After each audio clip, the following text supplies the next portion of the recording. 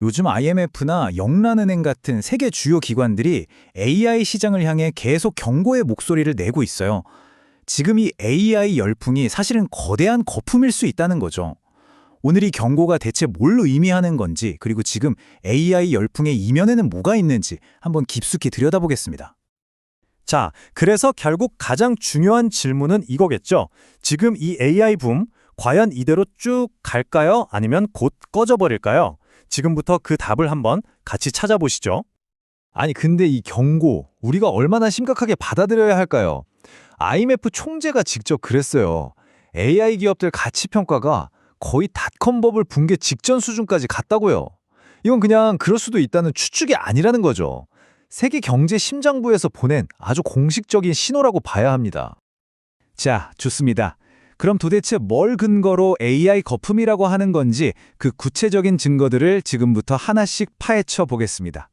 무려 95%. 와, 정말 놀라운 숫자 아닌가요? 이게 뭐냐면요. MIT 보고서를 보니까 AI를 도입한 기업 중에 95%는 눈에 띄는 생산성 향상을 경험하지 못했다는 거예요. 그러니까 엄청난 돈을 쏟아붓고 기대는 이만큼 했는데 실제 성과는? 글쎄요, 거의 없었다는 아주 강력한 증거죠. 근데 문제가 여기서 끝이 아닙니다. AI 모델 발전 속도는 점점 더뎌지는 것 같은데 투자해달라는 돈은 천문학적으로 불어나고 있거든요. 근데 또 정작 이 핵심 기술로는 아직 확실하게 돈을 버는 방법을 못 찾았다는 거죠. 여기에 좀 이상한 현상까지 나타나고 있는데 바로 순환거래라는 겁니다. 네, 바로 이 순환 거래라는 건데요. 이게 뭐냐면 예를 들어 오픈 AI랑 엔비디아 사례를 한번 보시죠. 오픈 AI가 엔비디아 칩을 사잖아요. 그럼 엔비디아는 그 돈을 받아서 다시 오픈 AI에 투자를 하는 거예요. 어때요? 사실상 돈이 그냥 이 두 회사 사이를 뱅뱅 돌기만 하는 거죠. 새로운 가치가 만들어지는 건 거의 없고요. 이런 현상이 바로 거품이 거의 꼭대기까지 찼을 때 나타나는 아주 전형적인 신호라고들 합니다. 자, 그렇다면 지금 이 상황 어쩐지 좀 익숙하지 않으세요? 과거의 어떤 사건이랑 굉장히 닮아 보이는데 역사를 통해서 지금을 진단하고 미래를 한번 예측해 보겠습니다. 많은 전문가들이 지금 상황이 2008년 금융위기보다는 2001년 닷컴 붕괴 때랑 훨씬 비슷하다고 봐요. 생각해보면 닷컴 붕괴는 기술 분야에만 큰 충격을 줬잖아요? 물론 심각한 경기 침체가 오긴 했지만 결과적으로는 구글이나 아마존 같은 혁신적인 기업들이 살아남았죠. 반면에 2008년 금융위기는 이건 차원이 다른 얘기였어요. 은행, 그러니까 시스템의 중심 자체가 무너진 사건이었으니까요. AI 기업들이 아직 은행만큼 시스템적으로 중요하진 않으니까 만약에 거품이 터지더라도 그 파급력은 닷컴 붕괴 때랑 비슷할 거다. 이런 전망인 거죠. 하지만 여기서 그럼 다행이네 하고 안심하긴 좀 이릅니다. 왜냐하면 AI 거품이 그냥 AI 산업만의 문제로 끝나지 않을 수도 있거든요. 이게 경제 전체를 뒤흔드는 모든 것에 거품을 터뜨리는 일종의 뇌관이 될 수 있다는 게 진짜 위험한 점입니다.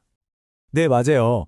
진짜 위험은 AI 산업 그 자체에만 있는 게 아닙니다. 더 큰 그림, 그러니까 경제 전체를 봐야 돼요. 그 이유는 바로 이 숫자 40%입니다. 이게 뭘 의미하냐면 최근 1년 동안 미국 GDP 성장의 무려 40%가 AI 관련 투자에서 나왔다는 거예요. 이건 사실상 AI가 지금 미국 경제 성장을 혼자서 끌고 가고 있다는 뜻이나 마찬가지입니다. 바로 이 점이 핵심이에요. 만약에 AI 투자가 갑자기 확 줄어든다고 생각해보세요. 미국 경제 전체가 휘청거리면서 침체에 빠질 수도 있는 거죠. 한 분야의 충격이 도미노처럼 금융 시스템 전체로 퍼져나가는 그런 연쇄 효과를 일으킬 수 있다는 겁니다. 2008년 수준의 그런 대재앙까지는 아니더라도 꽤 심각한 경기 침체를 불러올 가능성은 충분히 있다는 거죠. 자, 이제 좀 추상적인 금융시장 얘기는 잠시 접어두고요. AI에 대한 과대 광고와 그 냉정한 현실을 아주 적나라하게 보여주는 구체적인 사례를 하나 살펴보겠습니다. 이게 세계적인 컨설팅 회사죠. 딜로이트의 호주 지사에서 실제 있었던 일입니다. 이 회사가 호주 정부로부터 수억 원짜리 프로젝트를 따서 보고서를 냈는데 나중에 알고 보니까 그 보고서가 AI가 막 지어낸 가짜 정보로 가득 차 있었던 거예요. 이걸 한 연구원이 우연히 가짜 참고 문헌을 발견해서 언론에 터뜨렸고 결국 딜로이트는 망신만 당하고 받은 돈의 일부를 돌려줘야 했습니다. 이 인용구를 보면 문제가 얼마나 심각한지 바로 알 수 있습니다. 이게 그냥 단순한 실수가 아니에요. 아예 읽지도 않은 법원 판결문이랑 학술 논문을 AI가 소설처럼 그냥 지어냈다는 겁니다. 이건 뭐 현재 AI 기술의 한계가 명확하다는 것, 그리고 이걸 아무 생각 없이 막 쓰면 얼마나 위험한 결과가 나올 수 있는지를 보여주는 완벽한 사례라고 할 수 있겠죠?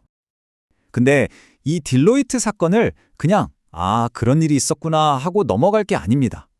이건 금융시장의 거품 문제를 넘어서 이런 과대 광고가 우리 사회에 어떤 진짜 비용을 청구하고 있는지를 생각해보게 하거든요. 핵심은 바로 이겁니다.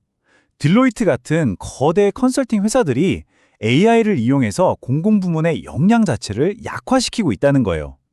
이 사람들 목표가 공무원들 일을 도와주는 게 아니라 아예 그 자리를 대체해서 자기들 이익을 더 챙기는 게 될 수 있다는 거죠.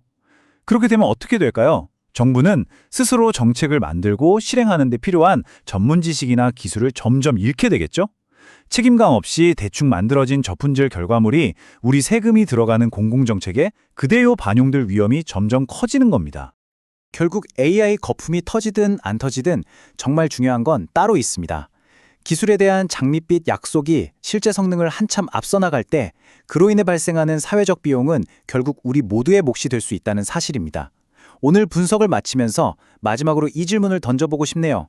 기술의 약속이 성능을 앞지를 때 그 대가는 과연 누가 치르게 되는 걸까요?